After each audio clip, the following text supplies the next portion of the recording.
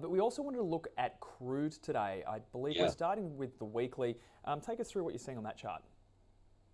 Right. So this is the weekly chart, and it's very simple. What we had, now crude has been trending higher, as you can see, pretty much all year. But what we saw last week or on Friday was a bearish outside week reversal.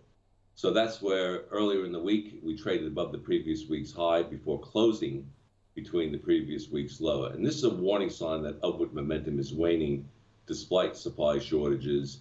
And so why don't we just quickly move to the next chart and have a more in-depth look at it. There we go. So yeah, I mean, we saw last night there was a you know, an anemic rally after the big fall on Friday, and here today, last time I looked, we were down over 3%. So this is a daily chart for the Brent crude. It's starting to look bearish in the short term to me. It's the first time I've really felt quite bearish on this commodity. The 5, 10, 20-day moving averages are aligned in a bearish formation. The 20-day moving average is not quite yet pointing low, but another day down or two, and we're down right now, so I wouldn't be surprised if it starts turning lower.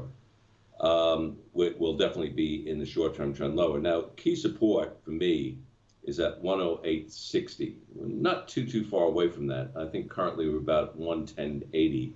So that's the 100-day moving average. And we've been above the 100-day moving average, and it's acted like a trend line since the start of 2022.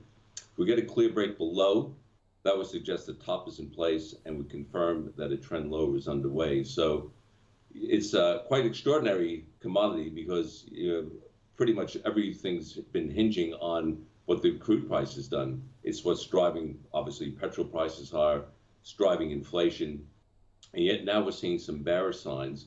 Obviously, this is due to demand destruction. This is due to central banks trying to get their way. So the good news in all this is the quicker oil comes down, the less work the central banks might have to do.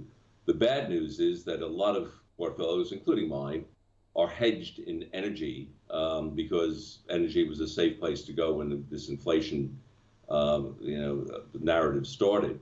So this could be a difficult time for the energy space if I'm right and a short-term trend is about to go lower.